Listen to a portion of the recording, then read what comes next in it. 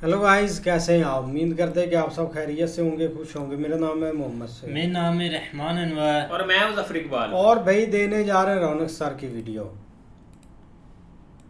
दोस्तों, चाइना पाकिस्तान से नाराज है और पाकिस्तान से कह रहा है क्या रे भिख मंगिया।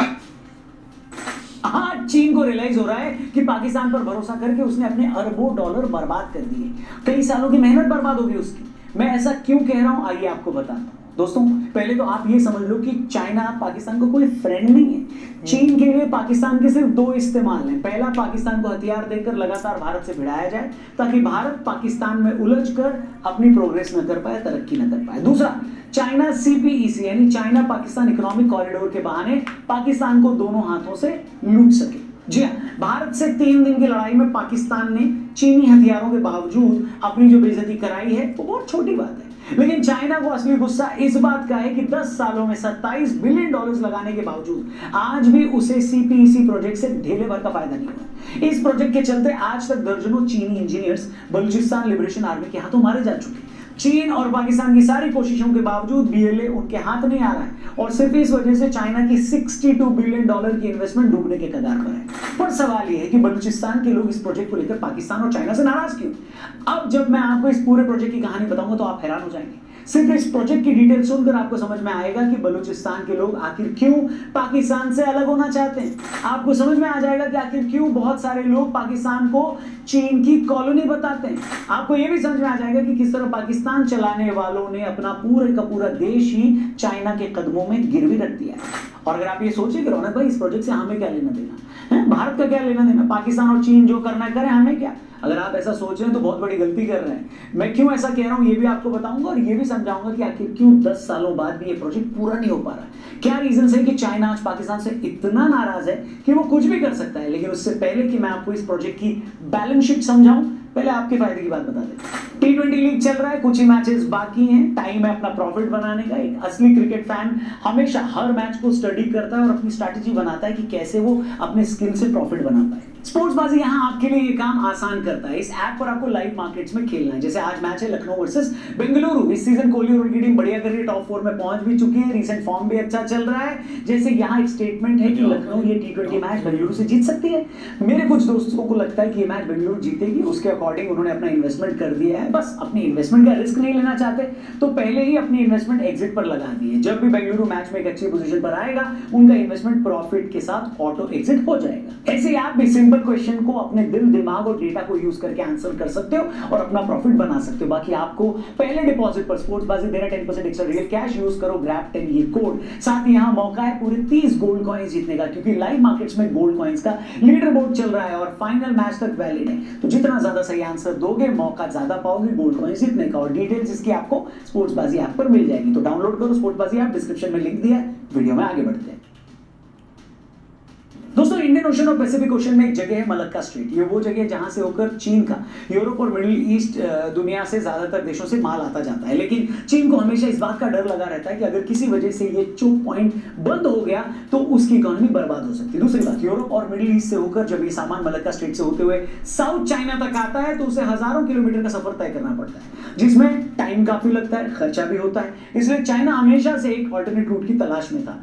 इसी आइडिया के चलते चीन आज दुनिया भर में बेल्ट एंड रोड इनिशिएटिव चलाकर कई देशों में सड़कें बनवाकर वहां से कनेक्ट हो रहा है। और तभी साल 2000 में उसके दिमाग में ग्वादर पोर्ट का ये आइडिया आया। चाइना को लगा अगर बलूचिस्तान की समुद्री सीमा के पास ग्वादर पोर्ट बना दिया जाए और ग्वादर पोर्ट तक चाइना से सीधी सड़क बन जाएगी तो उसकी बहुत बड़ी प्रॉब्लम सॉल्व हो जाएगी। इस तरह उसके जहाजों को हर बार मलक्का स्ट्रेट से होकर नहीं आना पड़ेगा और उसी पोर्ट के जरिए वो बाकी दुनिया से बहुत कम खर्चे पर ट्रेड कर लेगा।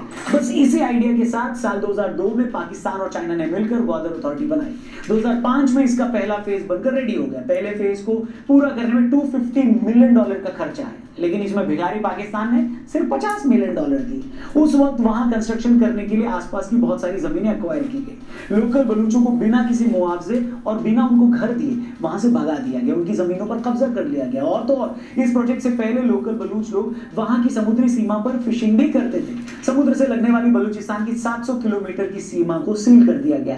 एक तरह से वहां आर्मी के चेक पोस्ट बना दिए गए और लोकल लोगों को वहां आने से रोक दिया गया। लेकिन लोगों को उस वक्त गुस्सा आया जब उन्हें पता चला कि चाइनीज वेसल्स को वहां फिशिंग करने की परमिशन दे दी गई है। Pakistan, in the name of Islam, occupied Balochistan in the name of brotherhood and religion. They took over the resources of Balochistan. दोस्तों एक बात समझ लीजिए, किसी भी जगह लोकल लोग अपने ही देश के खिलाफ एकदम से नहीं हो जाते। बलूचिस्तान के लोगों में पाकिस्तानी हुकूमत को लेकर गुस्सा तो हमेशा से था, लेकिन उन्हें उम्मीद थी कि ये लोग आज नहीं तो कल सुधर जाएंगे, इंसाफ करेंगे इनके साथ। लेकिन गौदर पोर्ट बनाने और सीपीईसी प्रोजेक्ट आने के बाद इनके ऊपर जुल्म की इंतहा हो गई। पहले इनसे इनके घर छीने गए, फिर इन्हें अपने ही समुद्र में मछली पकड़ने से रोका गया। प्रोजेक्ट के पास इनकी जमीनों पर चीनी इंजीनियर्स को लाकर बसाया गया, उन्हें टैक्स रिबेट तक दी गई। और यही वो टाइम था जब बीएलए अपनी लड़ाई में बहुत एग्रेसिव हो गया। बीएलए के लोग अपने हक की लड़ाई में किसी भी हद तक जाने को तैयार थे। साल 2010 में असलम बलोच ने अपने बेटे को फिदाइन बनाकर चीनी इंजीनियर से भरी बस पर हमला करवा दिया। कई चीनी इंजीनियर्स उस हमले में जख्मी भी हो गए। चाइना को उस वक्त तक ये समझ में आ चुका था कि ये सीपीईसी प्रोजेक्ट उसके लिए आसान नहीं है, क्योंकि इस प्रोजेक्ट का 500 किलोमीटर तक का हिस्सा बलूचिस्तान से होकर गुजरता है और बलूचिस्तान के हालात पाकिस्तानी फौज के बाहर थे कंट्रोल से। पाकिस्तान ने इन बलूच लड़ाकों को कंट्रोल करने के लिए अपने 15,000 फौजी इस एरिया में तैनात किए, स्पेशल ऑपरेशंस चलाए, लेकिन कुछ नहीं हुआ। फिर एक टाइम आया जब चाइना ने खुद आगे आकर इन बलूच विद्रोहियों से बात की, पैसे भी देने की पेशकश की, मगर बलूचों ने साफ मना कर दिया कि हम अपने हक के लिए लड़ रहे हैं, हम उन 20,000 लोगों के लिए लड़ रहे हैं जिन्हें पाक फौज ने गायब कर दिया है। हमें तुमसे कोई डील नहीं करनी, कोई समझौता नहीं करना है, हमें सिर्फ अपनी जमीन चाहिए। And they're continuing their brutality in Balochistan with the support and aid of China. That is why they are attacking the Chinese. लेकिन चाइना तो चाइना है, चाइना को सिर्फ अपना स्वार्थ दिखता है। वो जब अपने देश के लोगों की नहीं सुनता, अपने खुद के देश में उनकी डेमोक्रेसी नहीं है, उसने खुद तिब्बत जैसे एक बड़े देश पर कब्जा करके उसे अपना स्टेट बना रखा है, उसे फिर दूसरे देश के लोगों की कहां परवाह थी। चाइना को ये समझ में आ रहा था वैसे कि अगर ग्वादर पोर्ट बन गया तो उसका मिडिल ईस्ट और यूरोप से ट्रेड आसान हो जाएगा, क्योंकि ग्वादर पोर्ट से ही स्ट्रेट ऑफ हॉर्मुज का डिस्टेंस सिर्फ 400 किलोमीटर है। ये जगह पूरी दुनिया की ऑयल ट्रेड का हब है। इसी रूट से हर हफ्ते कई मिलियन बैरल ऑयल यहाँ से चाइना जाता है। अभी उसे पूरे इंडियन और पैसिफिक ओशन से होकर साउथ चाइना तक जाना पड़ता है। उसकी प्लानिंग यही है कि सीपीईसी प्रोजेक्ट पूरा होने के बाद वो ग्वादर पोर्ट से ही ये माल सीधे चाइना तक बहुत कम दिनों में ले जाएगा। चाइना ने ये सब सोचकर ही वहां पर $62 बिलियन लगाने की सोची थी। इस पूरे प्रोजेक्ट से सिर्फ चाइना को नहीं, पाकिस्तान को भी भारी फायदा होता है। इस प्रोजेक्ट के बदले चाइना पाकिस्तान में 1726 किलोमीटर की railway line, modern highways, power plants और 820 किलोमीटर तक फाइबर केबल बिछाता है। रिपोर्ट्स बताती हैं कि 2013 से 17 तक चाइना ने पाकिस्तान में इस तरह के 71 प्रोजेक्ट्स में $27 बिलियन खर्च कर दिए। इसलिए अपने इतने इंजीनियर्स मरवाने और बलूचियों के इतने विरोध के बावजूद चाइना पीछे हटने को तैयार नहीं था। ऊपर से चाइना के दिमाग में हमेशा ये बात रही है कि एक बार ग्वादर पोर्ट तैयार हो गया, यहां से उसका ट्रेड होने लगा, तो चुपचाप यहां पर अपनी नेवी की डिप्लॉयमेंट भी कर देगा और ऐसा करके वो भारत के ऊपर एक प्रेशर भी बना लेगा। मगर ये सब होने के रास्ते में बस एक ही चुनौती थी, वो थे बलूच रेबल्स, जो अब भी पाकिस्तान और चीन के हाथ में नहीं आ रहे। बलूचिस्तान लिबरेशन आर्मी के लोग लगातार चीनी इंजीनियर्स और पाक फौज को टारगेट कर रहे हैं। 2018 में इन्होंने चीनी इंजीनियरों को ले जा रही एक गाड़ी पर अटैक कर दिया। ये इंजीनियर्स वहां के गोल्ड माइन प्रोजेक्ट में काम कर रहे थे। इसके कुछ ही महीने बाद कुछ बलूच लड़ाके हथियार लेकर चाइनीज कॉन्सुलेट में भी घुस गए। 2022 में एक बलूच महिला ने यूनिवर्सिटी ऑफ कराची के बाहर खुद को उड़ा दिया। उनके इस अटैक में 3 चाइनीज प्रोफेसर मारे गए। 2024 में कॉन्वॉय पर हमला करके 6 लोगों की जान ले ली गई। मरने वालों में 5 चीनी इंजीनियर्स थे। अक्टूबर 2024 कराची में एक धमाके में 2 चीनी मारे गए, तब बीएलए ने इसकी रिस्पॉन्सिबिलिटी भी ली। फिर नवंबर 2024 में एक प्राइवेट सिक्योरिटी गार्ड ने ओपन फायर किया, जिसमें चीन के 2 लोग जख्मी हो गए। इन सारे हमलों ने चीन को गुस्से से लाल कर दिया। चाइना ने पहली बार पाकिस्तान को तब खुलकर धमकी दी थी कि अब फर्दर कोई भी इन्वेस्टमेंट तभी हो पाएगी जब इन इलाकों में शांति होगी, हमारे लोगों को सिक्योरिटी मिलेगी और मीडिया में इस प्रोजेक्ट को लेकर पॉजिटिव माहौल बनेगा, तभी हम यहाँ पर इन्वेस्ट करेंगे। ये चाइना ने पाकिस्तान को बोला। आपको बता दें, चाइना इन हमलों से इतना फ्रस्ट्रेट हो गया कि उसने अपनी सिक्योरिटी एजेंसियों के लोगों को पाकिस्तान में तैनात कर दिया। बलूच लड़ाकों से डील करने के लिए उसने पाकिस्तान के साथ खुफिया इंटेलिजेंस शेयर की, फेस डिटेक्शन टेक्निक भी शेयर की। फिर 2024 में कुछ ऐसा हुआ कि उसने पूरे पाकिस्तान को हिला कर रख दिया। पाकिस्तान के अंग्रेजी अखबार बिजनेस रिकॉर्डर में एक खबर छपी कि चीन ने पाकिस्तान को साफ बोल दिया है कि इन बलूच लड़ाकों के खिलाफ ऑल आउट वॉर छेड़कर इनका सफाया कर दिया जाए। मगर कुछ ही टाइम के बाद ये खबर अखबार की साइट से गायब हो गई। खबर के सामने आने के बाद पब्लिक नाराज हो गई। पाकिस्तान के कुछ इंटेलेक्चुअल्स ने भी इसको मुद्दा बनाया और ये वही टाइम था जब दुनिया को पता लगा कि पाकिस्तान में इंटेलेक्चुअल्स भी हैं। अबे साले मगर चाइना और पाकिस्तान की पूरी ताकत के बावजूद ये बलूच लड़ाके इनके कंट्रोल में नहीं आ पा रहे। कहने को तो इनकी तादाद सिर्फ 1500 के आसपास है, लेकिन बलूचिस्तान में जिस तरह का मडी और पहाड़ी टेरेन है उससे इन लोगों को ऑपरेट करने में आसानी होती है, हमला करके कहीं भी छिप जाते हैं। दूसरी बात, पाकिस्तान की सालों की दहशतगर्दी ने आज पढ़े लिखे बलूच नौजवानों को, यंगस्टर्स को भी मजबूर कर दिया है कि वो भी इस लड़ाई में कूद पड़े।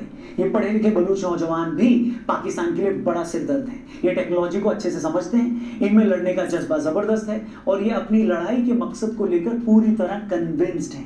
यही कारण है कि अगर लड़ाई में कुछ लोग मारे भी जाते हैं तो उनकी जगह लेने के लिए फौरन कुछ और लोग तैयार हो जाते हैं। ऊपर से पहले बलूचिस्तान में सिर्फ बलूच फाइटर्स ही थे, कुछ वक्त से तहरीके तालिबान भी यहाँ एक्टिव है, वो भी बलूचों के साथ मिलकर पाक फौज को ठोक रही है। तभी पाकिस्तान और चाइना की कोशिश है कि तालिबान को भी इस CPEC प्रोजेक्ट का हिस्सा बनाया जाए और हाल ही में चाइना ने तालिबान को भी इस प्रोजेक्ट से जोड़ लिया है। लेकिन इस बात की गारंटी कोई नहीं ले सकता कि तालिबान के इस प्रोजेक्ट से जुड़ने के बावजूद तहरीके तालिबान, जो कि पाकिस्तानी हुकूमत से खैबर पख्तूनख्वा में लड़ रहा है, वो अपनी लड़ाई रोक देगा। पाकिस्तान और चाइना ने लाख कोशिश करके देख लिया है कि बलूची लड़ाकों को खरीदा नहीं जा सकता। उधर बलूच लड़ाके साफ कर चुके हैं कि उन्हें आजादी से कम कुछ भी नहीं चाहिए। मगर सवाल यह है कि अगर बलूचियों ने हमले बंद नहीं किए तो चीन के 5.25 लाख करोड़ यानी $62 बिलियन के प्रोजेक्ट का क्या होगा? ऐसा हुआ तो न तो वो ग्वादर पोर्ट ऑपरेट कर पाएगा और न ही CPEC प्रोजेक्ट पूरा कर पाएगा। और चाइना अगर इन प्रोजेक्ट का फायदा नहीं उठा पाया तो पाकिस्तान में अपने सारे इंफ्रास्ट्रक्चर के प्रोजेक्ट्स को रोक देगा। लेकिन ग्वादर प्रोजेक्ट के फेल होने की बात सोच सोचकर ही चाइना को घबराहट होती है। पैसा तो है ही, लेकिन इस प्रोजेक्ट के जरिए उसे जो नया ट्रेड रूट मिलना है शायद वो भी ना मिले। इस पोर्ट के जरिए अरब सागर में उसे जो अपनी नेवल प्रेजेंस बढ़ानी है शायद वो ना बढ़ा पाए। उधर बलूच लड़ाकों ने तो भारत को पाकिस्तान के साथ लड़ाई के टाइम ही बोला था कि आप पाकिस्तान को ठोको, फिर हम इन्हें वेस्टर्न फ्रंट पर ठोकेंगे। कुल मिलाकर अगर बलूच लड़ाई बलूचिस्तान में कमजोर पड़ती है तो न सिर्फ चाइना और पाकिस्तान मजबूत होंगे बल्कि ग्वादर में चीन की फौज आने से भारत की सिक्योरिटी को भी खतरा हो सकता है, ऐसा एक्सपर्ट्स बोल रहे हैं। इसलिए मैंने शुरू में कहा था कि ये लड़ाई सिर्फ बलूचियों की लड़ाई नहीं है, ये वॉर कहीं ना कहीं भारत की सिक्योरिटी और भारत की इंटीग्रिटी की लड़ाई भी है। इसीलिए भारत को बलूच लड़ाकों को कमजोर पड़ने नहीं देना है। एक्सपर्ट्स कह रहे हैं फिलहाल तो ये लड़ाई कहीं से कमजोर पड़ नहीं रही, बस इसी बात से चीन हर दिन फ्रस्ट्रेट हो रहा है और हमारी कोशिश ये होनी चाहिए कि कैसे चाइना की फ्रस्ट्रेशन को हर दिन और बढ़ाया जाए। बाकी आप बताएं, आपको क्या लगता है, क्या भारत को बलूचियों की हेल्प करनी चाहिए या इसे दूसरे देश का मामला मानकर उन्हें उनके हाल पे छोड़ देना चाहिए? आप जो भी सोचते हो कमेंट करके जरूर बताना। वीडियो अच्छी लगी हो इसे अपने दोस्तों से जरूर शेयर करना। चैनल को सब्सक्राइब करके जाने से पहले डिस्क्रिप्शन में स्पोर्ट्स बाजी का लिंक दिया है, उसको भी जरूर डाउनलोड करना है। थैंक यू फॉर वॉचिंग, जल्दी मिलते हैं। जय हिंद, वंदे मातरम।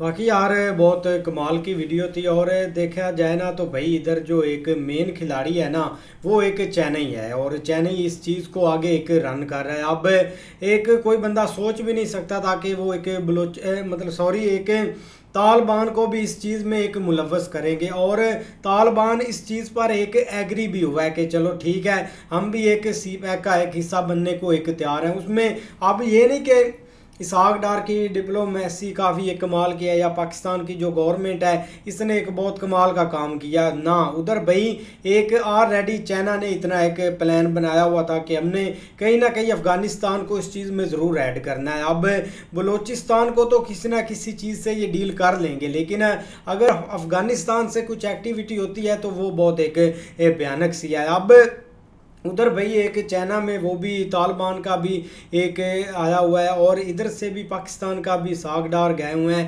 तो ये इनकी मतलब कि चल रही है। अब चाइना ने अफ़गानिस्तान को बोला है भी आप भी इस चीज़ में एक ज़रूर हिस्सा डालें और इस चीज़ में एक मुलव्वस हों। तो ऑलरेडी चाइना इतनी इन्वेस्टमेंट कर रहा है कि अफ़गानिस्तान में, तो कहीं ना कहीं उसके एक तार ज़रूर जुड़ेंगे एक पाकिस्तान के साथ।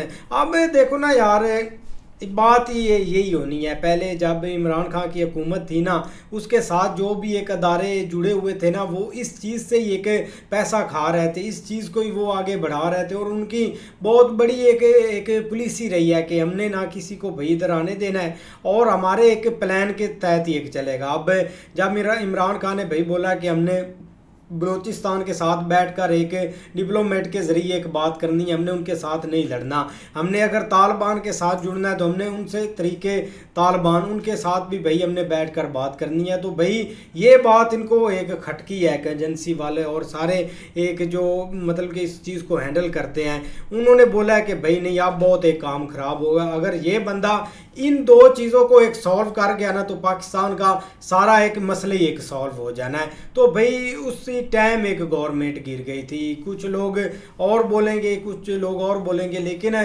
जो रीज़न था ना वो यही था। अब बलूचिस्तान भाई एक थोड़ी सी बात नहीं है, बलूचिस्तान के जो मिस इंफॉर्मेशन भी फैलाते हैं और मिस जो बंदे उनके हुए हैं वो भी बहुत एक बड़ा उनके लिए मुद्दा है। 20,000 बंदा मिस होना, अभी तक कोई खबर नहीं है, वो चीज़ का काफ़ी मुद्दा है। अब देखो ना, एक पुलिस ही रहती है, जब कल मैं एक ना पॉडकास्ट सुन रहा था, उसमें अमेरिका का एक हवाला गया था कि जब अमेरिका एक अटैक करता था ना एक इराक पर या किसी सीरिया पर, तो उसमें कि वो जो आगे एक फ़ाइटर बनते थे ना, उसमें किसी का बाप होता था, किसी का एक भाई होता था, वो हलाक हो जाता था और उनके पास कोई ऑप्शन नहीं होता था, वो हथियार ही उठाते थे और फिर वो आकर भाई एक मतलब कि ये सारी एक चीज़ों में एक मुलव्वस होते थे। अब वही सीन एक पाकिस्तान में भी है, जब भी कोई बंदा एक मिस होता है उनकी फैमिली का, तो भाई उनके पास एक ऑप्शन ही नहीं होता, वो बस इस स्टेट्स के साथ एक लड़ना ही एक पसंद करते हैं।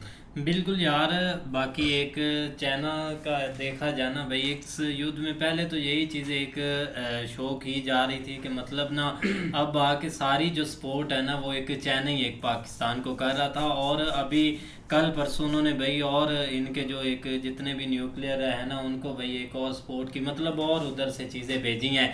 लेकिन जो एक गुस्से वाली चीज़ है ना, ये ऐसा एक लगता तो नहीं है, जिसका लगता है इसलिए क्योंकि ये जो दूसरा बलूचिस्तान वाली साइड को लेकर देखा जाए ना, उनके अंदर यही चीज़ें हैं कि उनके अंदर एक गुस्सा बहुत ज़्यादा है। मतलब एक मिसिंग पर्सन होना और वहाँ पर उनकी जो एक मादनियात या उनकी एक जो जगह पर एक ऐसे भाई कब्ज़ा होता जा रहा है, दिन ब दिन आगे आगे चीज़ें बढ़ती जा रही, उनके अंदर एक इस चीज़ का गुस्सा, उस चीज़ की तरफ हम देख सकते हैं। सी पैक जो है उसको लेकर के एक चाइना गुस्सा है। बाकी एक पाकिस्तान के अंदर उनका भाई पूरा इंटरेस्ट है, एक फुल उनकी सपोर्ट है, चाहे वो एक इंफॉर्मेशन वारफेयर हो, उस पर तो सुबह सर प्रशांत की भी हमने वीडियो बनाई थी, वो भी यही एक चीज़ बता रहे थे।